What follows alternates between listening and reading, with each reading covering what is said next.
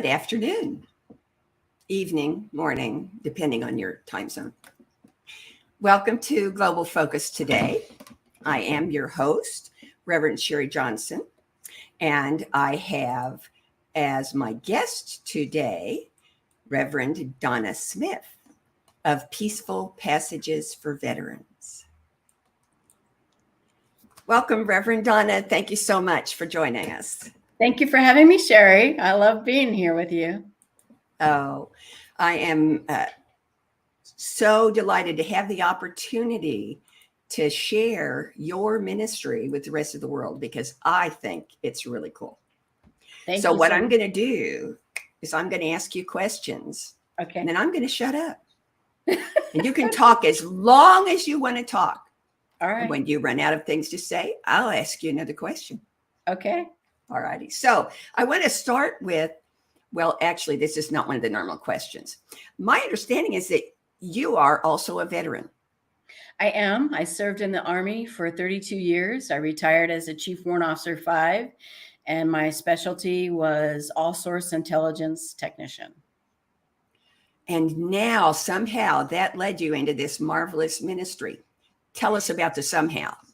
Well, the somehow is when you're in the military, you deploy a lot. Well, I got to deploy a lot because I was single and I didn't have a family. So my boss would always say, hey, I need you to go, blah, blah, blah. So I deployed all over the world. And what I noticed was some places that you go to, it's not so bad, but some places you go to, you have no idea what's on the other end. And when you go on a major military deployment, you definitely don't know what's on the other end. And I would just observe my soldiers around me being a little stressed out.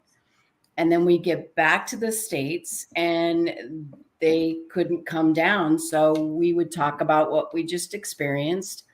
And what I know, because of the war, all of us have some sort of PTSD, anxiety, stress. And so what I thought of is I need to help these guys relearn, discover new ways to overcome the experiences that they had in a combat area.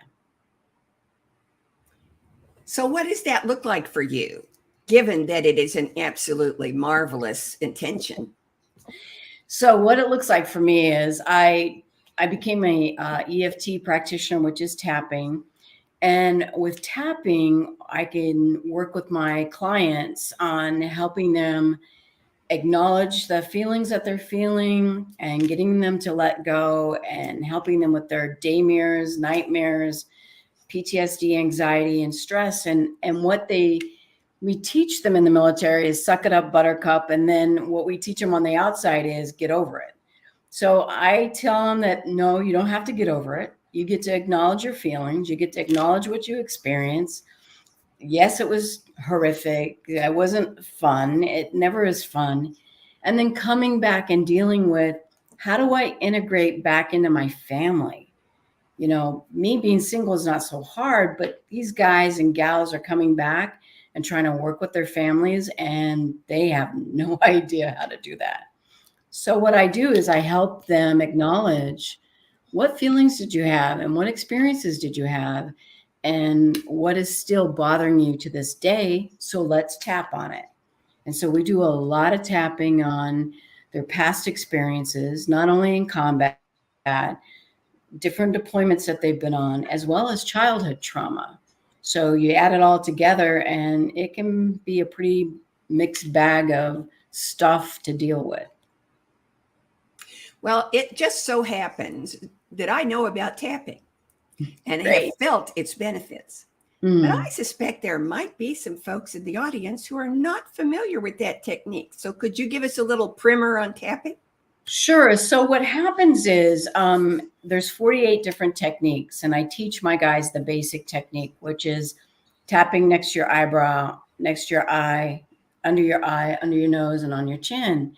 And these are acupuncture points. And what happens is when you're tapping on your acupuncture points, because on your face, the acupuncture points are real close to the skin. So what happens is when you're tapping on that, you open up the energy blocks in your body. you can tap on any point, any acupuncture point on your body, but the face is the most effective. And so as you're tapping, you're talking about the emotions that you're experiencing. I really don't like being angry. I don't like being mad. I don't like feeling like this. And just acknowledging what those emotions are and just say, I got to let it go. I can watch them tap and their color changes in their face. It's just an amazing process. You just don't know how much cortisol affects us until you do a tapping session. And then all of a sudden, their shoulders are not up here anymore. They're relaxed. They feel better. They now can breathe. It's just acknowledging what's going on with them and then knowing that they can just let it go and it's going to be okay. And how do you tie spirituality and tapping and healing all into one bundle for them? So we talk about their spiritual life. What is it like? And they're like, I don't really have a spiritual life yet. And I said, well, I recommend if you want to create your spiritual life, here's different, things to do. Like go to all the churches in your town and find one that resonates with you. It doesn't have to be Science of Mind, but it has to be something that resonates, really calls to your heart. And so we get to talk about that. But I start every session off with a meditation. So we do a quick meditation. And then after we wrap up the session, we do another meditation. And I ask them if they want prayer. And it's either yes or no. So sometimes they do and sometimes they don't. It takes a little while for them to get used to just acknowledging their feelings. And once they open up, it's like they just break open and they're like, I am so much happier now. And it's been an amazing process. It really has. So what was the most amazing thing that has happened since you started Graceful Passages? Well, I have a lot of older vets. I have a lot of Vietnam vets that come in, they've had nightmares for years and years and years and years. So one particular vet, he was a really sweet guy and he has this really cute, really lovely girlfriend. They're kind of husband and wife, but not husband and wife. And he came in and he said, I'm just having these nightmares and I can't sleep. And I go to sleep and I wake up at midnight and then I'm up until 6 and I'm driving my girlfriend crazy. And I said, okay, so tell me about it. And he tries to talk about his experience, but it causes him to shake. And I'm like, so let's do some tapping. So we would do some tapping and he would be pasty white when we start. And by the time we finished our tapping session, which is like 45 minutes, his color is back. He's relaxed. So it took him several sessions. I worked with him for about 3 months. And at the end of the 3 months, he had no nightmares. He was sleeping through the night. His girlfriend was so happy because she could finally sleep. They were just a really happy couple. But the most unusual thing is he made his transition because he was now at peace. Yeah. Wow. Yeah. Yeah. So did you work with the girlfriend then? Oh, she was in the office at the same time. And so we've been working together. She's very lovely. We have different, I'm here at the Warrior Healing Center in Sierra Vista, and we have different projects going on all the time.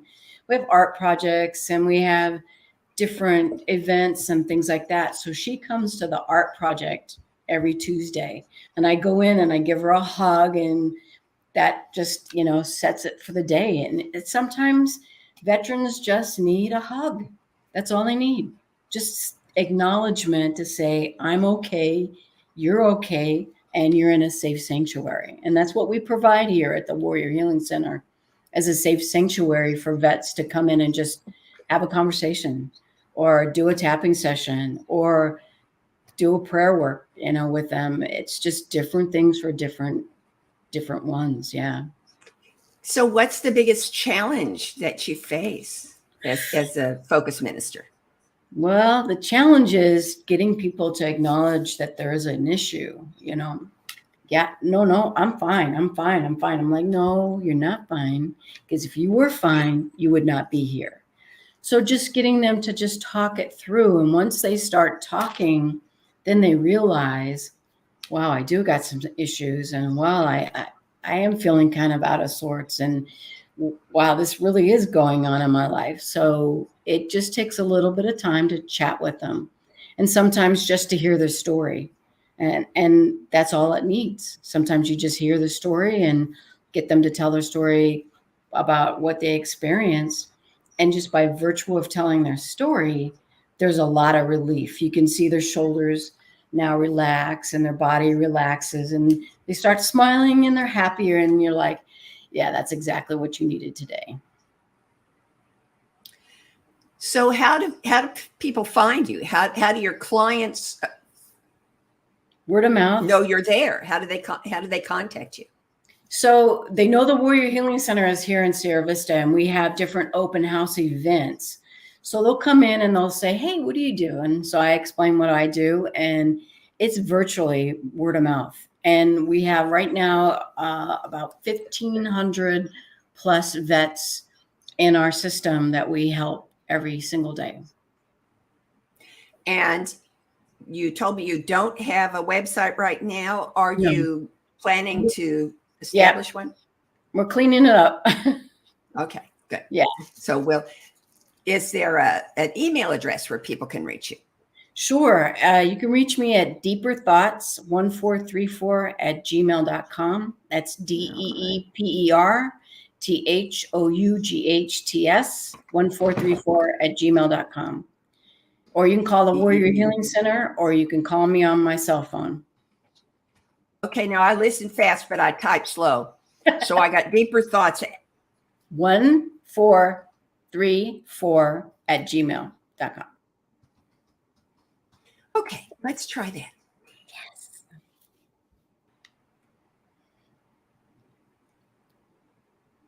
I got it here someplace. There it is.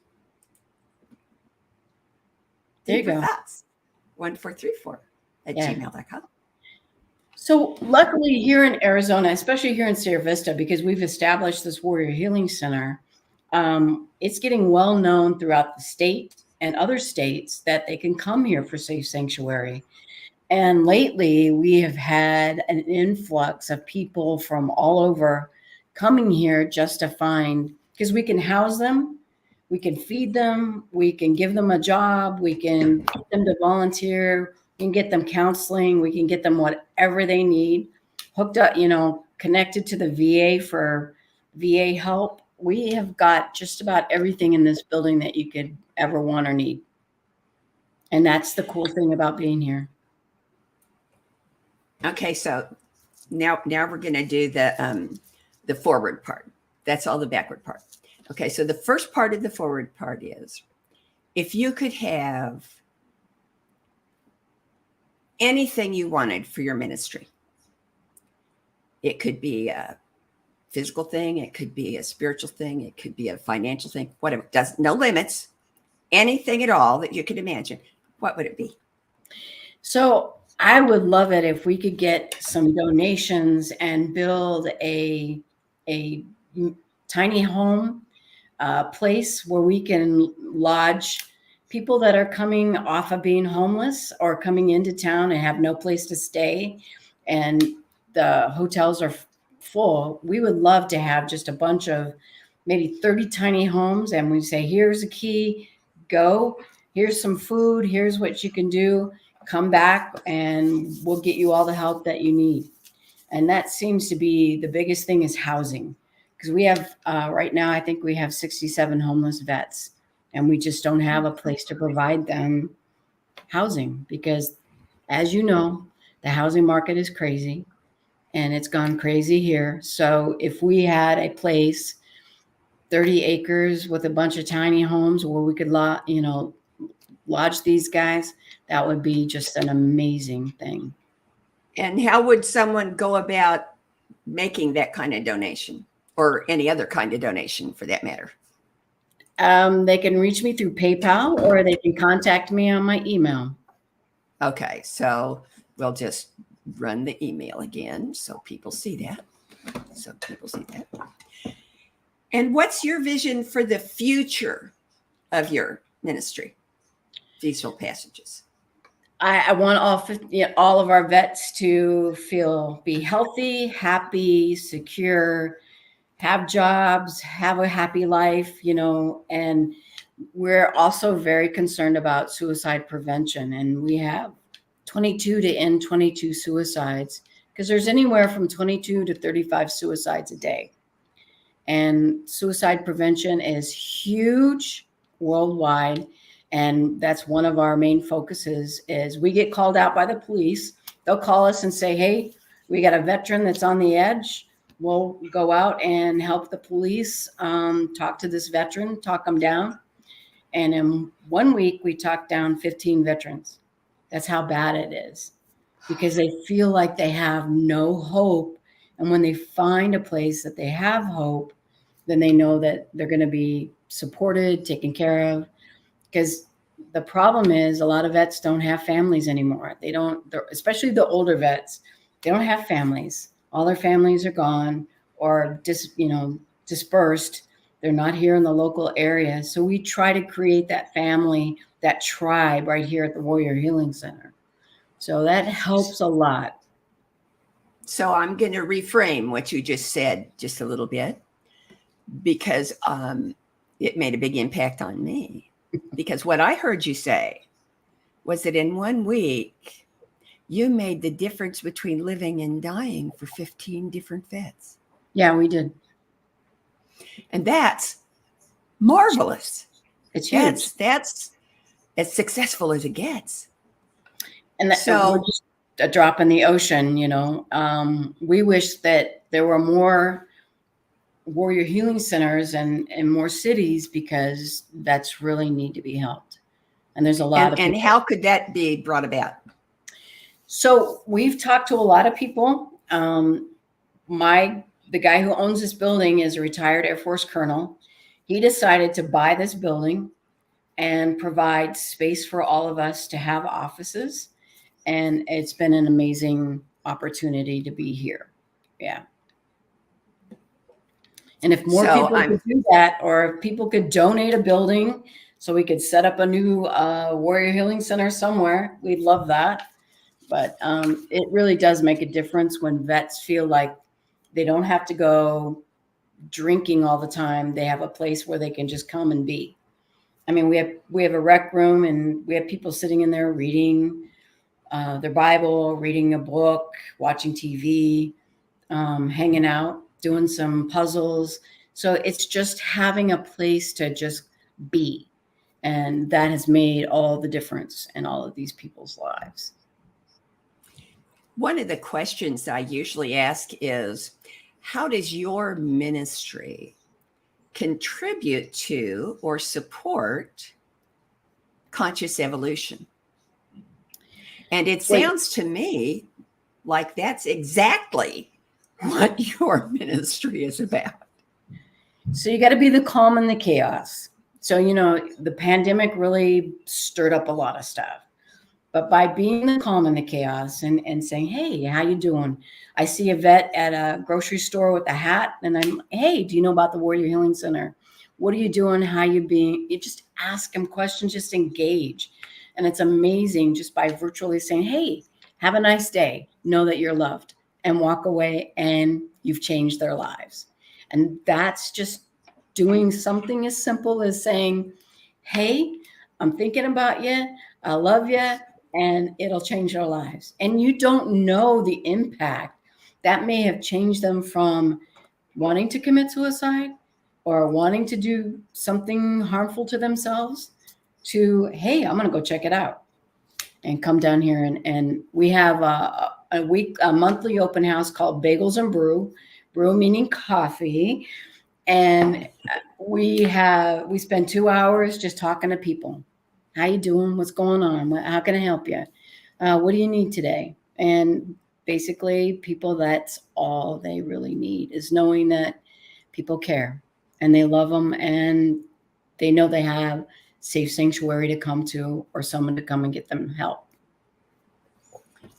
So what I'm hearing is that the key to your ministry is connection. Just connection, yes, absolutely. Mental, emotional, spiritual connection. Excellent. So what do you see as the future, the very best, highest future? Very best, highest graceful future passages is I have no clients, no sessions, no nothing. Everybody's happy, and that's pretty well where I am right now. I have a low client sessions, and people are happy. They know they can pop in. Hey, how you doing? They'll sit down and have a conversation and walk out, and it makes all the difference. It is all about connection and knowing that they have that connection to come to, and knowing that, oh, if I get in trouble, I know exactly who to go talk to. If I need help, I know exactly who to go talk to. And that is so important, especially in these times of coming out of this appearance of a crazy chaos. People just need connection. And so that's basically what we do a lot of. So you have an open mic, no limits. What would you like people to know?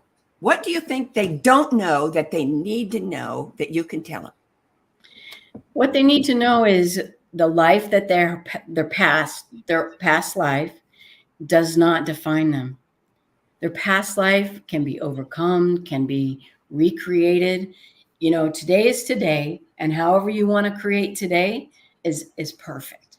Whatever that looks like. And people forget that they want to drag this luggage around of this past stuff. I'm like, put it on the boat to China, get rid of it, let it go, because it doesn't define you. Our past does not define us.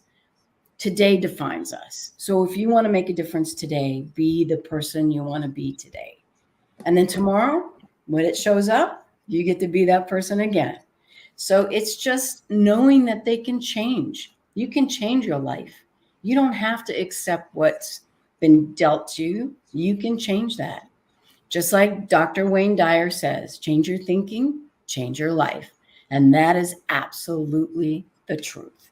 And when these guys find out that they can do that, they're like, wow, you mean I don't have to accept all this? No, you don't have to accept that. That's not who you are. So go out and be who you are. And we've had a lot of kids come in here and start nonprofits of their own or some sort of business to help either older folks fix their house, fix their car, walk their dogs, a number of different things. And they're like, you mean I don't have to you can create the job that makes your heart just Sing. gleam and sing. Yes. And when they find that out, they're like, whoa, I don't have to do you don't have to do a 9-to-5 job if that doesn't make your heart sing. And so getting them to understand that they can take that box that everybody's trying to shove them into and kick it down the street. And when they find that out, their whole face lights up, their whole body changes. It's just amazing, giving them permission to say, I get to be who I was meant to be in this lifetime. And that is the biggest thing that they don't realize. But they're starting to learn that slowly but surely. Yeah. So I'm just really curious. It's the grandma in me. How did you get from retired vet to Reverend Donna's Graceful Passages for Vets? I mean, there has to be some steps in there. Well, I felt called to the ministry when I was 17, and I came home from the seminary. We went as a youth group down to the seminary that was affiliated with our church. I came home and told my dad. My dad was a police officer, and he looked at me and said, no. So I joined the Army instead. I joined the Army instead, and I just took my spiritual life with me. So wherever I have been, I have created a safe sanctuary for my soldiers. a family way of being, and knowing that they don't have to feel scared all the time, or, if they do something wrong, we sit down and have a conversation, not scream and yell at them. And it's just such a difference. I'm here in the town. There's a Fort Huachuca is the home of Intelligence Center and Schools. So a lot of my kids that used to work for me are still up there. So I run into them all the time. And they just said, the best time we ever had in the Army is working for you, because you always kept us safe and you always kept us secure. So I just kept that going on in my career, and I did 32 years. I got out because my mom had cancer, and I wanted to spend more time with her and less time deployed. So when I was going through ministerial school, Dr. Reverend Christian Sorensen said to me, "You don't need to be a staff minister. You don't need to be a senior minister. You need to work with vets." I'm like, "Yeah, but I got to do all this because, no." He said, "You need to have a focus ministry and you need to work with vets." And he helped me really define what that looked like. So thank you, Dr. Christian Sorensen, for shaking me up and saying, "Get out there and do it." So he's amazing. Yeah. So that's what I've done, and it just makes my heart sing, because I see people on the street and they just say hello, and they're happy. They're a lot happier than they used to be. Yeah. That's wonderful. Yeah. So let's see how to phrase this. If somebody came to you and said, "I know that I'm supposed to be a minister, Mm-hmm. but I don't see me standing in the front of a church every Sunday. Mm-hmm. I know that I'm supposed to make a difference in the world, Right. but I don't know how to do that." What are you going to say to them? So I used to be the lead for the virtual and focus ministers, and I still talk to a lot of ministerial students, because they're like, "I'm not sure about a pulpit. That doesn't really call to me." So I start talking to them about being a focus ministry. What makes your heart sing? What do you want to do? So we have all of these beautiful human beings who are doing prison ministry and different funeral services ministries and different kinds of ministries all over the world, not just here in the United States, but Ireland and Argentina and Australia. So I just talk to them about what is it that makes your heart sing, and go and do that. And they're like, "Wow, I can do that?" I'm like, "Yeah." So the last senior seminar for the ministerial school that we went to, I talked to them, and 9 out of 10 seniors put in for a focus ministry. Wow. Yeah. I got talked to. When I was in ministerial school, there were 2. Yes. And I was one of them. Yeah. Yeah. So that's amazing. I know. Yeah. But I think that is really the future of spirituality for the human race. We're not a line us up in pews consciousness anymore. Right. And I think we really have to meet people where they are. Exactly. And where we are. Right. And find ways to make those things intersect. So I look at focus ministries like we're out in the communities, bringing people into the centers, into that safe sanctuary. They're like, "Well, I just go try it. That's all you have to do, is just go try it and see how you feel." And then they come back and they're like, "Oh my gosh, what a difference. I just felt so welcome." So it's just getting, we get to touch people in the community where a senior minister may not always have that opportunity, or a pulpit minister even, unless they have an outreach, because you can have a hosted ministry from your center. But if you don't have a lot of outreach from the center, it's really hard to get down into the communities. So I look at us as we are your actual getting out into the communities and getting down there and talking to people and just helping them find their way back to wherever that is. So that's the best part about being a focus minister. That is. And there's less paperwork too. Oh, yeah. Heck yeah. That's the best part. That's one of the real highlights for me. Yeah, no more broken toilets. But it's fun. It's really fun to be in a community, you know. So if someone wanted to support Graceful Passages in some way, how would they go about that? So email me on Deeper Thoughts and we can have that conversation. Okay, hold on. There it is. Keep forgetting where I put that little thing.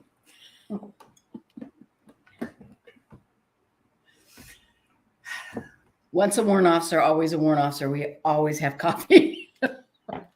You know, I love the smell of coffee, but I just can't stand the taste.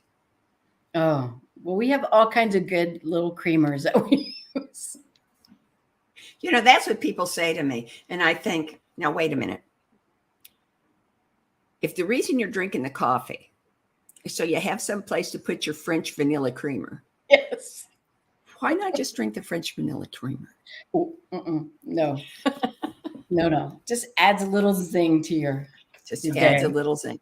And Yeah. isn't that what focus ministry is to Yes. brick and mortar ministry? Absolutely. We're the French vanilla creamer. Absolutely. Every way, shape, or form. Exactly. Yeah, I love that. Well, is there anything that I haven't asked you that you'd like to say? Here's, if you're a military vet and you are just lost, don't know what to do, don't know where to go, contact me and I will direct you. I don't care where you are in the United States. I will help you find the help that you need. I will help you find people to talk to, or I will do Zoom calls with people. And I've done Zoom calls with people in Canada and Australia.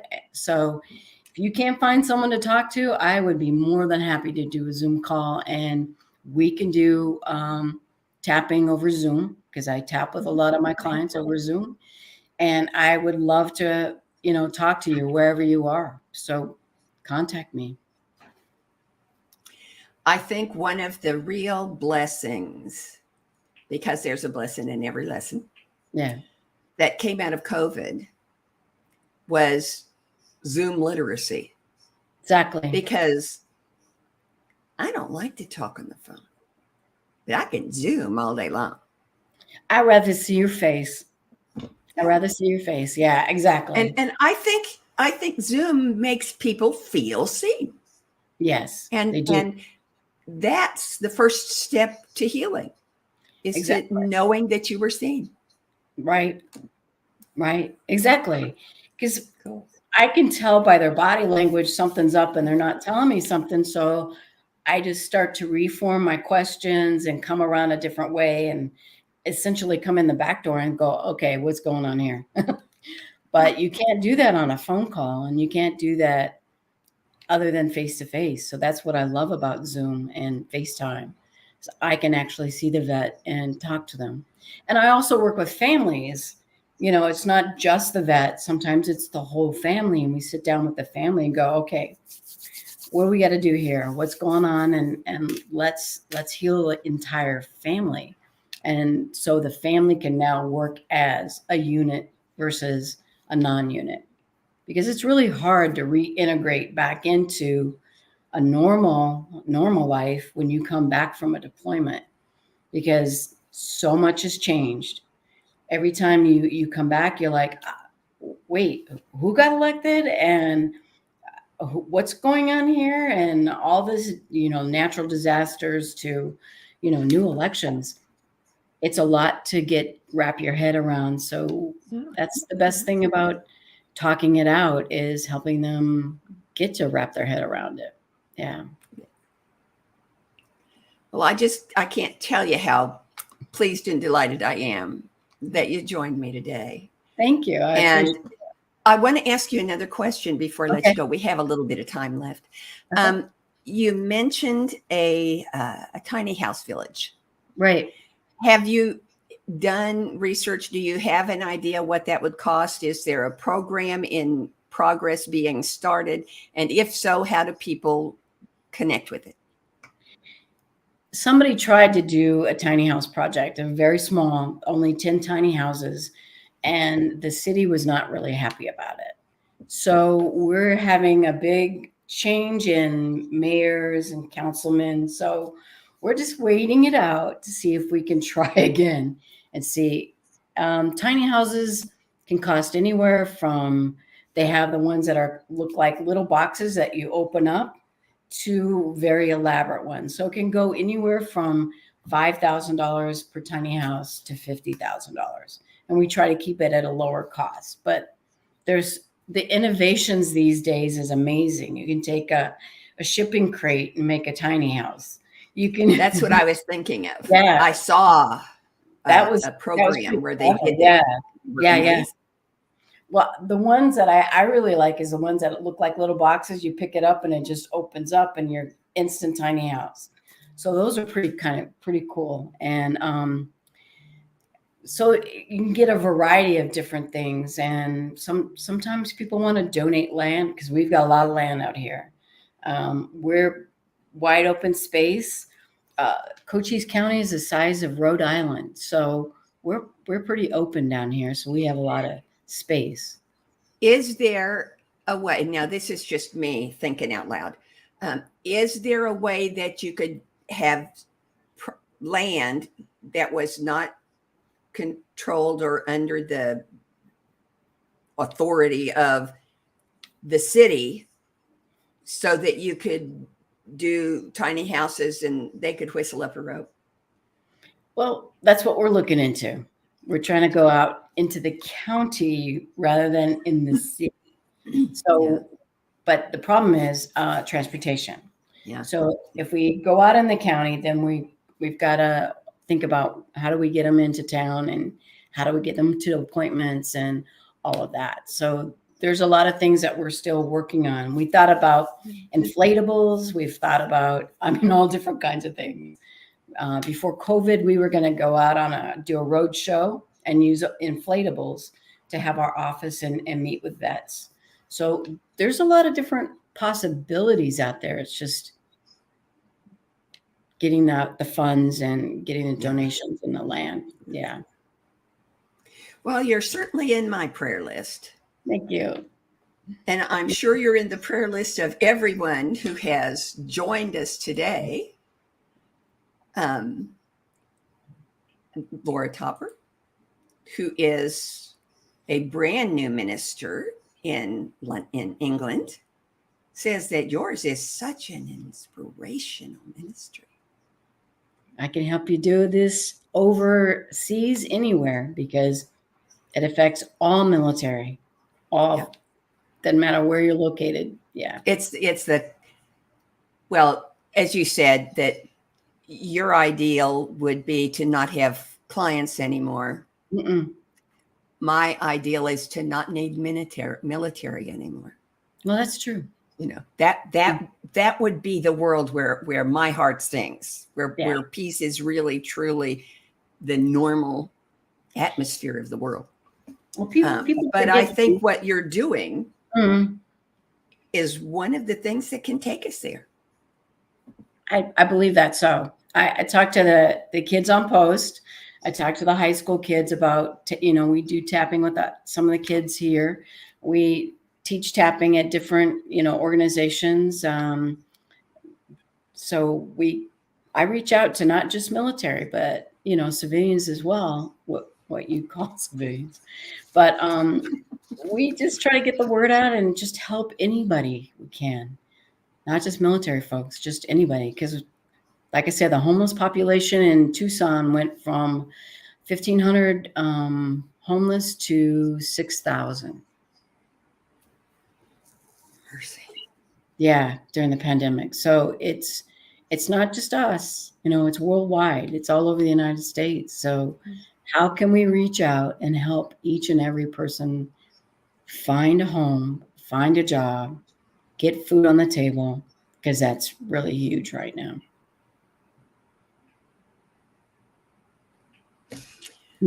Wow. Thank you so much. Thank you. I am affirming that that little banner is going to bring you lots of interest and lots of folks who become resources Great. for gentle passages.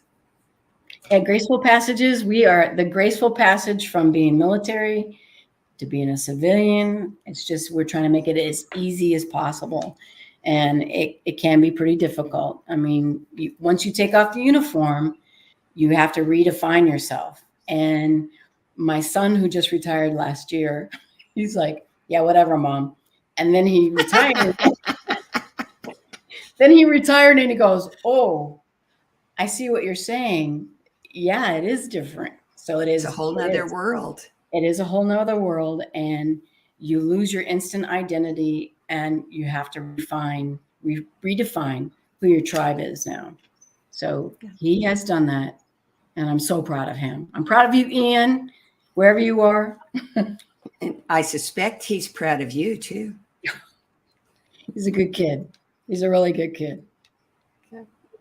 Yeah. Well, thank you again. Thank you, ma'am. And thank everyone for joining us. We'll be here again next week with a new guest. I'm not going to tell you who it is because it's going to be a surprise. I do have one, though. You have one. And have a wonderful rest of your week. You too, Sharri. Thanks so much for inviting me.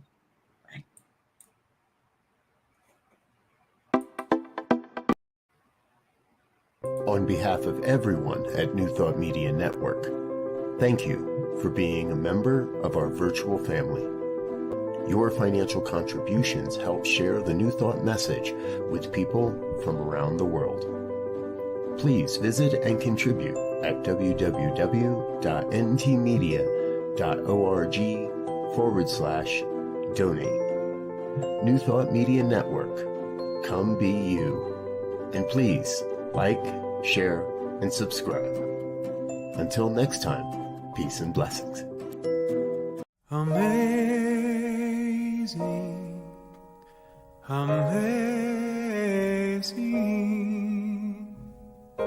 you will do amazing